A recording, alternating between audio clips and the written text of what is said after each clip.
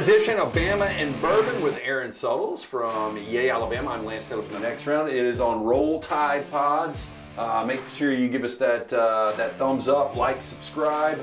Probably not the episode that Bama fans want to tune into. 27-20 loss last week. Yep. I saw you out in L.A. It was a fun trip. It was an awesome trip. Rose Bowl, good setting, especially for media members, not so much for people that are just normal fan experience. I heard some commentary that people, I think Herbstreit actually put it out, that it should be permanently at the Rose Bowl. No. Absolutely not. The venue itself, in terms of the mountains and the field, is fine. The stadium's outdated. It has no fan amenities. It is impossible to get in and out of for the fans. People laugh at me. I had planned on staying the entire game. Yeah. And then, which you never do. Well, I never do. But we get in there, and it takes us 3 mile stretch, an hour and a half to get in. And this is 2 hours before the game. And I was like, there is zero chance, and I'll tell you about this bourbon here in a little bit. Real Missouri bourbon, by the way. First time, I've never tried it. But once we got in there, I had planned the entire time. I was like, this is going to be an incredible game. I've got a feeling. I want to stay for the entire thing. We're staying for the entire thing. Once we get in there, I'm like, we won't be out of here for hours. Yeah. It's impossible. Leave at halftime, though it's going to be a long halftime. Go to a brewery, and then Dunaway and Brown called, and Emily Grace like 2 hours later, and they're stuck. So I had to go get them. But that place, beautiful. Unbelievable. Fun experience one time. Yeah. Media, I get it. Listen, we get a police escort in. So, the media that tells you this is not the average fan experience. No. But we did have to wait. It took forever to get out of there. Okay, so this is Ben Holladay. And this is Missouri Straight Bourbon Whiskey Bottled in Bond. We've had this bottle sitting here for a couple of weeks waiting for this. I've heard it's really good. By the way, cheers. Cheers, bud. New Year. Happy New Year. Yeah. Oh, yeah. So bourbon is by definition American-made. I'm reading straight from the notes here. The spirit can only be made in the United States, and it can be made in any state. I think that is kind of a misnomer. Everybody thinks it's got to be Kentucky. Right? Everything's got to be from Bourbon County, Kentucky. It's not. Anywhere in the United States. Yeah, so they said that the finest bourbon results from an ideal combination of climate and geology. That is rare outside of Kentucky, but is found in the rolling hills of western Missouri. Yeah. Holladay Distillery founded in 1856, making it the oldest distillery in the state of Missouri and the oldest distillery west of the Mississippi, still operating on its original site. How about that? Property sits on active limestone springs that were first chartered by Lewis and Clark in 1804. That's key. You got to have a good source of water. Yeah, you do, don't you? Anyway, this is really good. So they got a lot of shit that I could get into. They say it's an interesting label too. I kind of dig it. I do too. I mean, it's a little throwback, like a little retro. So they say thick caramel, subtle dry baking spices, and lighter leather and barrel char for the nose. The palate, more spice to the palate than on the nose. Cola-like sweetness with some cherry and raspberry red fruits. Walnut, semi-sweet chocolate, and slightly dry oak. This 100 proof. Is Ben Holladay Bourbon. Yeah, it's pretty good. It's smooth for 100 proof. Yeah, very smooth for 100 proof. Now, I think the price point is, I think the allocation was so small where we originate from out of the state of Alabama. I think they only got 30 cases in the entire state. Jeez. Yeah. That sounds like us. Alabama, man. I don't get our allocation, do you? We were in LA as we were talking about. They had Buffalo Trace in a Target. Locked up in a Target. We can't even get it at our liquor store. No. You can get it secondhand if you want to pay the secondary market prices, but it's insane. No, and I do like that, being able to go to a Ralph's out there, a grocery store, which is like a Publix, and they've got a full liquor You don't have to make a special trip. Yeah. It's just right there. It just makes so much sense. Maybe one day Alabama will get with that. Okay, so what did you think? Early on, Alabama goes up 7-0. Yeah. It just didn't seem like I never believed Alabama was going to win the game. I thought Michigan was a better team until Alabama went up 7 late in the game. And then I was like, Michigan's offense, Alabama made some good adjustments at halftime on the defensive side. Yeah. I find it hard to believe Michigan's going to be able to go 75 yards now. They were able to. They get it to overtime. Some people thought Harbaugh would go for 2. I was hoping he wouldn't because I had Michigan minus the 2.5.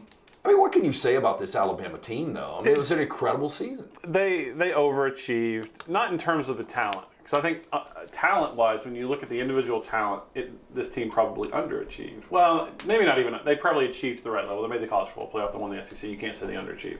But the same issues that plagued them week 1 plagued them here. The center, Seth McLaughlin, He's taking a lot of heat from that. He's now transferred. He's going to Ohio State. Which is, I mean, good for him, right? It was an issue all year long, and it was an issue on the game's final play. And you don't lose one game on one play. There are, a handful of plays, 10, 15, 20 plays a game that really determine the outcome of the game. But that was an issue.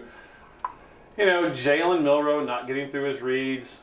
There's a key point in the game where there's a wide receiver running wide open that Jalen doesn't see, and you can always nitpick stuff like that. But I was surprised Michigan, because Alabama in the second half shut Michigan down. Yeah, oh yeah. And then they get them to that 4th and 2, and it feels like all the energy's on Alabama's sideline. That game's probably over. But hats off to Michigan. This is a team that has sort of lived this way this year. That they haven't played a ton of close games, but when they needed to make a play, they made it. Yeah, and I was, I thought Michigan was this good, but when their offense completely, just fluttered in the second half, and then you couple that with how bad special teams were for Michigan. Horrible. You had the muff punt late, which almost was disastrous. How are you fielding that ball? How are you fielding it? Why didn't even have anybody back? I mean, just really, really dumb. A missed field goal in the fourth quarter, a missed extra point early on. Yeah. I mean, they tried to hand the game down. That's how you get beat in these situations. Yeah. Good team on good team. When you're that close and you have that many errors in the special teams, it's hard to survive. Yeah, and it's still trying to figure out what J.J. McCarthy was doing on the first pass of the game. If he's trying to throw that away, that was horrible. Well, yeah, immediately I thought I was in the far end zone from that, and I didn't know if he got the foot down. It looked like it live, and I was like, "Holy shit! This might be a beat down." He got the foot down. He hadn't reestablished. Is that what you're talking about? Reestablishing himself. So, look, I think Alabama didn't get enough pressure on J.J. McCarthy, and Alabama couldn't run the football consistently. Although the most consistent job they did running the football was when Justice Haynes got carries. And it looks like he's going to be the man. Okay, so I want to ask you about that. And by the way, this is Bama Bourbon. Yeah, Alabama's Aaron Suttles. Tell us about that. It is always brought to you by our friends at the Beverage Place, Pink Package. Those two great locations right there on Highway 280. Everything you need from the liquor, beer, seltzers, wine, sodas, mixers, cigars, ice, even fresh lemons and limes. Open early, close late. Go see Chan and JJ and the fine folks at Beverage Place and Pink Package. Yay, Alabama, how can people get involved? Yeah, I've been telling you about it all year. I know some people are just fundamentally against NIL. I completely understand that. But schools like Michigan are having open campaigns saying, help us keep our players out of the portal. I mean, Michigan put a website out there. Keep our guys at Michigan. Alabama, we don't do stuff like that, but it's just as important. If you don't want people coming in, taking your All-American, I won't say any names, All-American, name the position. We have to keep them. And so we need resources to do that. And I know that some people don't love it, they don't like it, but it is what it is right now. And if you want Alabama to remain competitive, we need your support. So please consider a membership. Okay, so I think this is interesting. Obviously, Jace was very involved early on. Yeah. And Roy Dell has been a big part of getting, at least down this stretch, getting Alabama to where they are. And Justice Haynes was getting the really critical carries in the second half. And look, he was very productive. But it almost reminded you a little bit of, and not to this degree because we're talking about quarterbacks and making a switch at halftime of the national championship, Alabama-Georgia, when Jalen goes out, Tua comes in, they win the game. And then reports behind the scenes where, Tua's family said if he didn't play, that he was transferred. Out. Any possibility that was Justice Haynes? Maybe, but you just don't. I don't think Nick Saban played Tua in that game because of Tua threatening to leave. I think he thought this gives us the best chance to win. Right. I mean, if Alabama was winning the game and Jalen was playing great, this is the way full. Just because people may not remember this, Tua was supposed to play versus Clemson in the Sugar Bowl that year. Yeah. And because of that, that's when Tua's like, all right, you prepared me like I'm going to play. I'm out of here. I think it's a situation where I've been told internally that Justice had an elbow injury at some point during the season that sort of hampered his development. I think any back of his sort of caliber, they're not used to blocking in high school. I mean, you're not asking a 5-star running back to block a ton in high school. So that's an adjustment in learning the pass. So that always with a freshman running back is concerns. And I think it reached a point where I think we know what Roy Dell can do. He's a very sort of like a Brian Robinson, a north-south runner, but not a bunch of gears there. Not saying he's slow. Just I think Justice has a little more elusiveness to him and maybe an extra gear. So I think. But I would think in that spot, your fear with Justice is putting the ball on the ground. And he didn't. Yeah, he didn't. Yeah. But I I'm conspiratorial just like you. Like, we're worried about this guy going somewhere else. But I don't think Nick Saban plays that way. But it's fun to talk about. Okay, so we kind of know who's in the portal. We know who's going to the NFL at least now. I mean, do you expect any other departures that we haven't? Now, the last one was Jake Pope, 3-star safety. He went into the portal. That broke yesterday. I think Alabama compliance has until midnight tonight to file the paperwork. But I think we know everybody that has entered unless there's a last. Actually, the player had to have been in by Saturday at midnight. So it's just Alabama gets a couple days to put the paperwork in. So I think we've heard the last we're going to hear that. So Will Reichard, multiple 50-yard field goals, thought he might have another opportunity to win that thing in regulation. Greatest kicker in Alabama history? Yeah, I would say so. I mean, there's some great kickers, you know. Completely flipped the narrative of what the running joke was for Alabama field goal kickers. And I mean, he felt good when he went out there. Philip Doyle, Van Tiffen, Michael Proctor. Yeah. Lee Tiffen. Lee Tiffen. Yeah. Yeah. But yeah, I think he's the best. On the other side of that, special teams, so as bad as Michigan was, Alabama was good. James Burnham was really good. Was really good. And I don't know, what did you think of that rough? You think that was roughing the punter? Yeah. I did. I was in that end zone, and I was with a bunch of Alabama fans. And, so of course they were excited. They're like, this guy's a poon. Get him off the field. Because, I mean, obviously he did play it up a little bit. They're taught to sell it. I know. I'm sure he's a tough Australian dude, but he did lay there for a long time. And, obviously staff had to come out, check it out. He'll be back, though, right? Yeah, he's coming back. Yeah. That's big. And I think what is it? Connor Talty is the scholarship kicker, so he should be the guy next year. And who knows until they get out there and kick. Exactly. Yeah. Exactly. When you put the pressure on, and you get Caleb Downs, who for the last few games was your punt returner.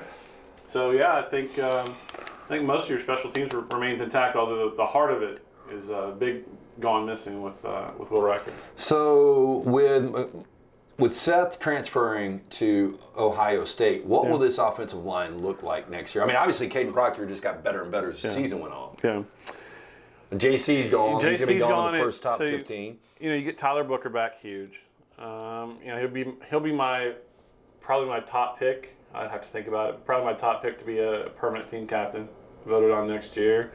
He's back.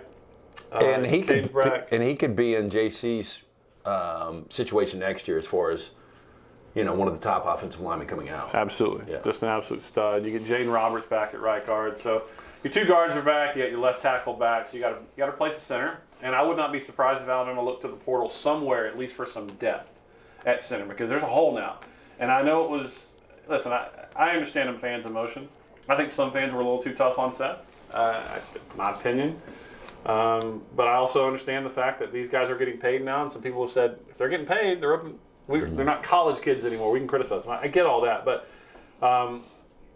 And we probably overstate. You only have one job. The center has more jobs than one, but. And everybody wants to blame Seth. Who kept putting Seth out there? The coaches. The coaching staff did. So that tells me either one. He was their best. He had to have been their best option. He had to have been their best. I say that. But I also saw how long it took him to put Jaden Robertson at right guard. So sometimes coaches' decisions leave you scratching your head a little bit. But I do think there's going to be experimentation during the spring. And maybe they go try to find at least some depth at that position. Because even though right now the portal's closed, it's going to reopen after spring. And, we'll see what sort of attrition or guys coming in we see after that. Okay, how you balance the quarterbacks now. I mean, we know Jalen's going to be the guy next year. Nobody would believe that back in September. But how do you keep these other guys? That's an unbelievable question, because I think you thought Ty Simpson was gone, right? Gone. Immediately, day one. I mean, I heard some rumors. And I think he could have some legitimate, really, really good landing spots. Like Malachi Nelson, who was the number one quarterback coming out in 23, leaves USC after 1 year, and he goes to Boise State. That's not a bad place to play. Now, I'm a little surprised that Malachi is going to Boise State based on all the hype coming out. Yeah. But, for Ty Simpson, if you knew you could go to Boise State and become the starter, why would you not? I mean, there was some talk out there about North Carolina, maybe Virginia for Ty. So I was surprised by that. But look, behind the scenes, they really like Dylan Lonergan. Well, that's what we heard in fall camp. No one remembers him because, he was a freshman, sort of got put to the side. They really like him. And they also got that 5-star freshman, the top quarterback in the country in now. So, and then you got Jalen. I know Nick Saban, I know how Nick Saban operates. He's going to start Jalen in the spring, but I think if you're being fair to the offense, to what the potential of the offense can be, if you're being fair to your receivers who want to get as many touches as they can because they're working to try to get to the next level, you got to open it up some. And you got to open that competition up. That doesn't mean Jalen's not your quarterback next year, but I think you got to you got 3 other really good options. I think Ty Simpson, Dylan Lonergan, and then you got Julian Sand. And I think it's going to be a 4-person competition. And then if you're going to see some movement at the quarterback position, it'll be after spring. They sort of see where they stand in the pecking order. Bama and Bourbon with Aaron Suttles from Alabama. I'm Lance Taylor from the Next Round, where we feature a bourbon. We talk a little Alabama football, but also basketball, which we will get to here in just a minute. It's always brought to you by the Beverage Place, located next to the PGA Superstore on 280. Pink Package located across from the Target next to Arby's on Highway 280. One-stop shop. They open early, they close late. Get in, go see Chan, JJ, fine folks there. Awesome job. They're the ones that provided us today with the Ben Holladay. Man. I love it. I really do. Yeah, it's really good. And you're right, old school. Like this is, I guess, the wagon you used to during Prohibition maybe cover up, and you take the barrels out there. And it's got some 50s font to it. I'm digging it. Yeah, you're going to take this one with you, put it in your collection. Fantastic, though. It's handcrafted small batch bourbon, each batch being pulled monthly from different barrels spread out on different floors of their 2 7-story rickhouses, blended by their master distiller to match their strict criteria for flavor profile. Approximately 80% of the very first batch will be sourced from barrels that were aged on the 5th floor of Warehouse C, wherever that is, the largest rickhouse on site, and the remaining 20% of the bourbon will come from barrels aged on the 1st floor of the same rickhouse. This tastes like 3rd floor from Warehouse C. I got to tell you, so behind the scenes, me and this guy have been talking about his watch for about a year because I've slowly gotten into luxury watches. I don't have any yet, but I have appreciation for them. I'm on the wait list for 4 Rolexes. No, you're not. Yeah. I'm not saying I'm going to get them, but you know the wait list now. Oh. It's like 2 years. Yeah, you're not even guaranteed. People reach out to me all the time because of our relationship with Brombergs, and they are the best. And they're 1836. They're older than this you got to be a good client at Bromberg. Yeah, and I'm like, look, I'm not in the market to buy a watch. And they're like, just say you're buying it and give it to me. And I'm like, I'm not going to do that. And then, because I think you want to collect, like, there's a dying breed out there that don't respect watches because people look at their cell phone for time and stuff like that. And I probably, for a matter of my life, I may have felt that way. But now it's a statement. It's part of your life. It tells a story of your life. I want to be able to give my son something when I die. Yeah, the Panerai,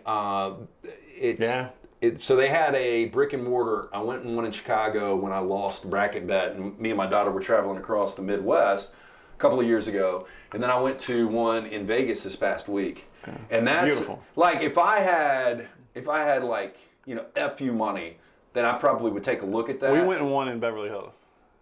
I mean, those watches are badass. And you know what? My dad passed away a couple of years ago, and I was going through all of his stuff. And in his briefcase, there was... Good for him. Yeah, a Panerai. And guess what? I took it straight to our friends at Bromberg's, and about 30 minutes later, they sent me a text, and they were like, not authentic, not real. I was like, son of a bitch. Oh, Dad, what are you doing to me? And, boy, that was going to be a great keepsake. So, my current obsession, are you familiar with the Batgirl? No.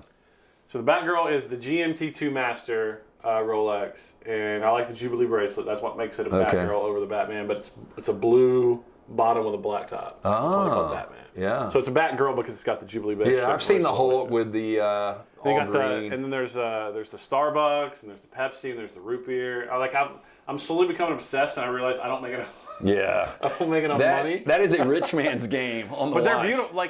But you're right. Like for so long in my life, I'm like, I got a cell phone. Like I got an Apple Watch, but it tells stories of your life, different periods of your life. It does. Like when I pass away, Jack's getting this one. Yeah. I mean, and I don't understand people that have them and don't wear them. Like that to me is like. I don't wear them as much. You know why? Because I need to get this one tuned up, and that's one of the things. Also, you're supposed to send it every off. 5 years you got to send that thing off. That's expensive. It's $1,500 just to get it serviced, which is crazy. But sorry, I hijacked the conversation. Yeah, no. Anyway, so this is going to him one day. Bama Bourbon, real quick, basketball, 78 75 on. over Vanderbilt. They were up 18. They were just cruising in the first half, and they this is the thing. Let the foot off the gas end of the first half, and then they had this, kind of a slogfest from there on out. They don't have that killer mentality. No, and it does seem like one of these, I don't want to call them finesse, but they are definitely offensive based. And they were averaging 98 points per game coming into that game. And obviously the offense kind of went away in the second half. I don't know if we've got an identity yet. Really good offense. I don't think so. I think they're deep. That disappears at times. That does, yes. Yeah. But Sears has been a consistent scorer. I think of this, and I hate to, because one of my pet peeves is how we always steer things back to Alabama football, but let's just say football in period, like in general. They remind me of how we used to think about hurry up, no hurry up spread offenses when they first jumped on the scene, like all finesse, as you mentioned it. Yeah. They're going to finesse that you can't control the line of scrimmage, you can't win that way. That's sort of what this Alabama basketball team feels like. They can score, but there's no toughness to them. There's no grit. That's what I would say. Yeah. That's what it feels like, and as we've gotten into conference play, look, we'll learn a lot. They got South Carolina, which is 13-1. Lamont Paris done a great job with South Carolina, coming off a win this past week. And the SEC's good. Conference. Tennessee's good. Auburn blew Arkansas out of the bowl. bowl. I think right now, whatever order you want to put them in. Tennessee, Kentucky, and Auburn all look like teams that can make the Final Four. Yeah, they look like clearly the three best teams. I don't know we know what to think about Alabama yet. I think on any given day, Alabama can run you out of their gym, just how good offensively. That's it. If they're hitting the perimeter shots. Yeah. I think in the first half, this weekend against Vanderbilt, in the first half, they only shot 6 two-pointers, I think. Yeah. So, it's a barrage of threes, and look, maybe they'll We got the Great White Hope back at Alabama. Sam Walters, baby. Yeah. How about that?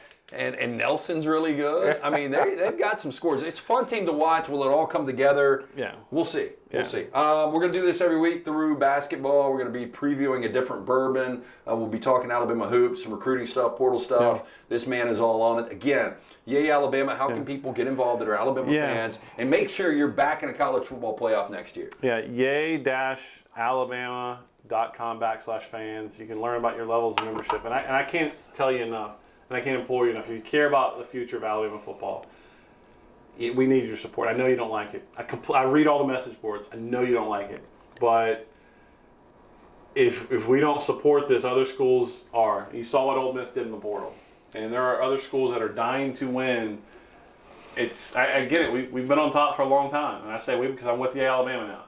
Alabama's been on top for a long time. If you want to stay there, it's going to take some commitment. And we appreciate at least you going to our website and looking around and kicking some tires. You can always DM me on Twitter and ask me more questions, but I'll be happy to answer them. Special thanks to our friends at the Beverage Place Pink Package. And, of course, pick it up. Ben Holladay. It is Missouri Straight Bourbon Whiskey. It's hard to find, at least where we are. That's but good, most man. good bourbons are hard to find here in the state of Alabama. Beverage Place, Pink Package, they'll take care of you, though. As for this by name, I agree. I think it's one of the best we've had this season. I agree. Yeah. I was not expecting a lot, but the whole thing I dig. I dig the packaging, the throwback 50s font, the wagon, and it backs it up. Oh, I could sit here with you and drink this entire bottle today. Let's do it. Yeah, the last time we did a impromptu Bama and bourbon from the, what, 70th? 70th downtown One LA. of the weirdest hotel layouts. When you have the lobby on the 70th Were you floor. staying there? I wasn't. I wish I would have now. So I was on 53. So you go into this hotel, which the bottom half is like office, like regular offices. But you go all the way up to the 70th floor. That's the hotel lobby. And then you got to check in. Then you got to go down to your floor. So for me, if I wanted to go from my room on the 53rd down to the lobby, I'd have to go back up to 70, walk across the lobby, get down to the express elevator that takes you to It was a maze. We got lost. We weren't the only, and I forgot, it was a receivers, no, it was a GA on the Bama staff, Ben something. Yeah. I don't know, we got an elevator with him, and we got completely lost. Like, we had to go down to a floor, get off, go to another floor. It was a beautiful, it was the best view of LA I've ever seen. It's incredible. And it's a luxury hotel, and there's some kind of deal. Someone told me, the bottom offices is I'm going to butcher the airline name, but you saw the airline personnel there. Yeah. It's like Korean Air or whatever. It's like their U.S. headquarters or something.